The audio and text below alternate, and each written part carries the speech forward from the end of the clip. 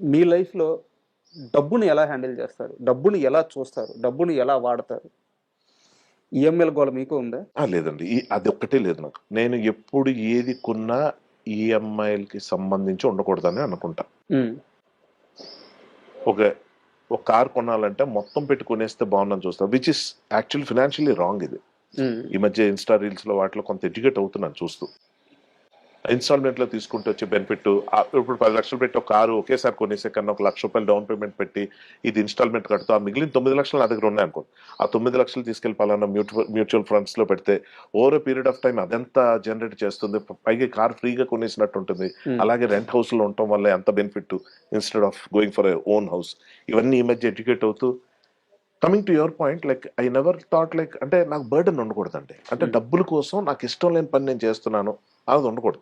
ఇష్టం లేని పనులు ఇప్పటికీ చేస్తున్నాను కాదంట్లే, కానీ ఆ డబ్బుల కోసం కాదు. హ్మ్. మొహమాటం అవ్వచ్చు, ఇంకో ఆపర్చునిటీ వల్ల కావచ్చు, ఏదో ఒకటి చేద్దాంలే అని దాంట్లో కావచ్చు, కానీ అమ్మో ఈ నెల అలా గడవాలి అది కాదు.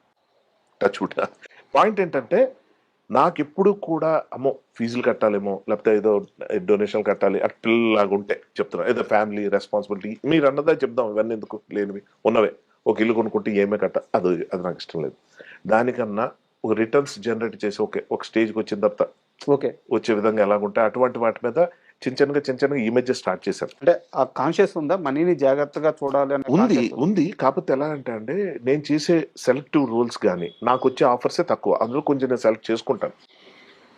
వాటిలో నాకు వచ్చేది నాకున్న ఒక లావిష్ లైఫ్ స్టైల్ కానివ్వండి, ఒక సూపర్ కంఫర్టబుల్ లైఫ్ స్టైల్ కానీ అలా సరిపోతూ ఉంటుంది. సో యాక్టర్స్ కానీ, యాక్టర్సే కాదండి ఫర్ దట్ మ్యాటర్, ఇప్పుడు గవర్నమెంట్ జాబ్ లేవు కాబట్టి మన ఆడియన్స్లో ప్రైవేట్ ఉద్యోగాలు చేస్తున్న వాళ్ళు కూడా ఎప్పుడు ఒకలాగా ఉంటుందని ఆలోచించకూడదు. అందరికీ తెలుసు పలానా ఏజ్ వచ్చాక మనం చేద్దాం అని అనుకోకూడదండి. ఎంత కుదిరితే అంత చేసుకుంటూ వెళ్ళిపోవటం అనేది సేవింగ్స్ అనేది మంచిది. ఇదేదో నేను చెప్తే వింటాను కాదు, మరి నువ్వు చేయలేదు కదా మాకెందుకు చెప్తున్నావు అనే మైండ్ సెట్ ఉన్న వాళ్ళు ఎక్కువ ఉంటారు, అందుకని సలహాలు ఇవ్వను. But I would like to share this thought ఎక్కడో దగ్గర you need to be little careful. ఎందుకంటే అన్ని రోజులు ఒకలాగా ఉండవు. తెలియదు సార్, అంటే ఎలా ఉంటుందంటే ఇప్పుడు కొన్ని వేల కోట్లు ఉన్న ఒక వ్యక్తి పేరు చెప్పకూడదు, ఎంబారస్మెంట్ ఉంటుంది కాబట్టి పాప అతను చనిపోయాడు. అంటే మనం సినిమాలో చూపిస్తారు చూడండి, హెలికాప్టర్లో ఫారెన్ నుంచి రష్యా నుంచి అమెరికా నుంచి డాక్టర్లు వచ్చేసి లేదా వీళ్ళనే తీసుకెళ్లి ఎక్కడో పెట్టి అవునవును. అవునవును. అలాంటివి అలవోకగా చేయగలిగే ఒక స్తోమత ఉన్న పరిస్థితుల్లో కూడా ఏమీ చేయలేక మనుషులు చచ్చిపోతూ ఉంటారు. ఫిజికల్ ఫిట్నెస్ అంటూ జిమ్లోకి వెళ్ళిపోతూ ఉంటారు. వైరాగ్యం వేదాంతం మాట్లాడుతున్నాను అనుకోకండి, బట్ ఉండాలి అది కొంత. ఏంటంటే ప్రశాంతంగా ఉండు ముందు. ఈఎంఐ టెన్షన్లు వద్దు మనకి. ఇది ఈ కారు ఉందా, నేను 12 ఏళ్ళకి ఒక కారు మార్చలా. హ్మ్. ఇప్పుడు గవర్నమెంట్ రూల్ ఉందని మార్చిపోతున్నాను. హ్మ్. 15 ఏళ్ళకి ఏదో మార్చాలి. మార్చేస్తాను అంతే తప్ప అది 1,50,000 కిలోమీటర్లు పెడితే కంపెనీ బళ్ళు వస్తాయి సార్.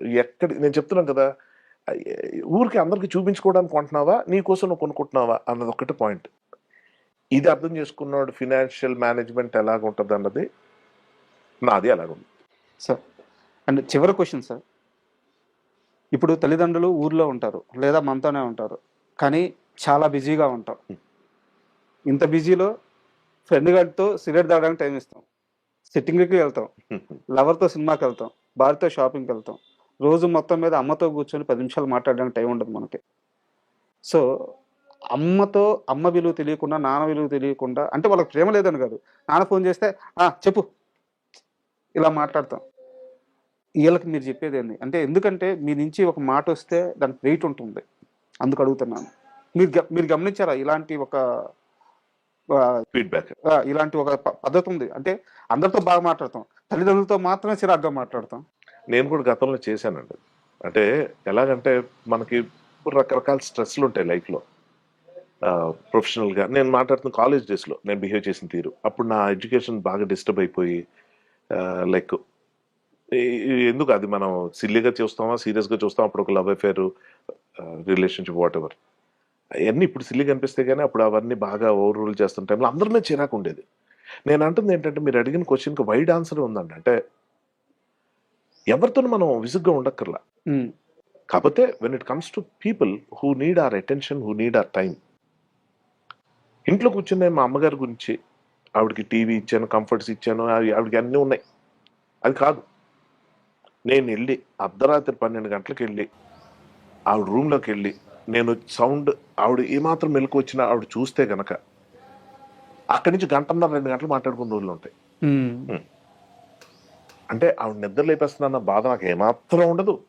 ఆవిడ కూడా ఏంటి బుర్ర తింటున్నాడు ఏవి ఆవిడకి సంబంధం లేని టాపిక్స్ అవి కూడా ఆవిడకి నచ్చేవని మాట్లాడతాను కాదు.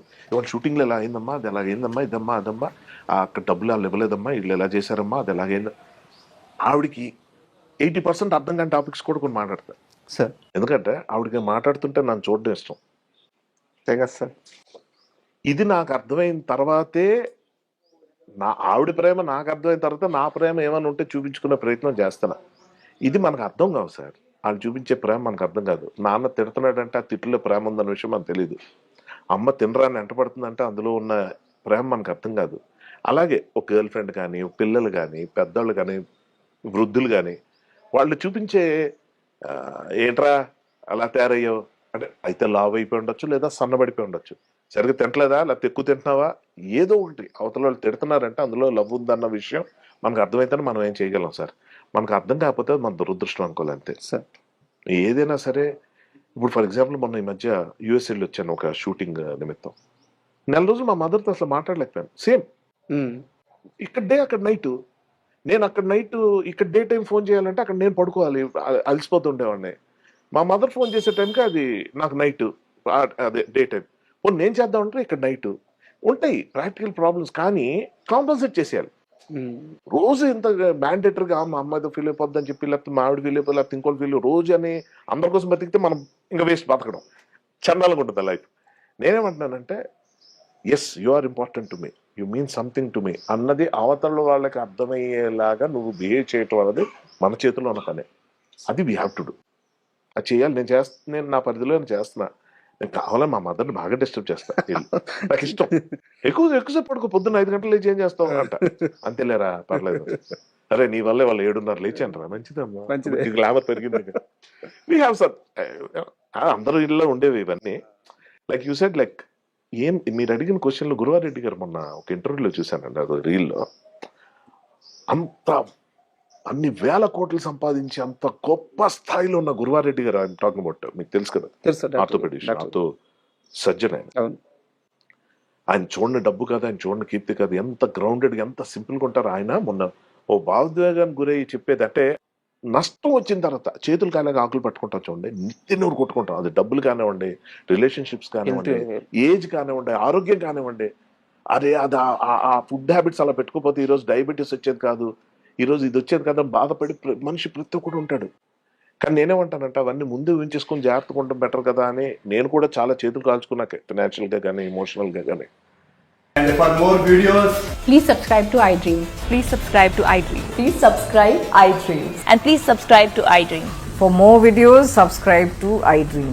please like, share and subscribe to the channel. Congratulations, iDream. Subscribe to iDream. Subscribe to iDream. So subscribe to iDream Media. iDream ki iDream team అందరికి huge congratulations. Please subscribe iDream Media. Please subscribe to iDream. Subscribe iDream. Please subscribe to iDream. iDream అంటే నా కళల channel subscribe చేసుకున్న నోరు తిరుగుతలేదు, మీరైతే గంట గుర్తు కొట్టండి. For more such videos, please subscribe to iDream. Subscribe to iDream. Please subscribe to iDream. Please subscribe iDream Media. Please do subscribe to iDream. Please subscribe to iDream Media. For best entertainment and information, please subscribe iDream. And don't forget to subscribe to iDream.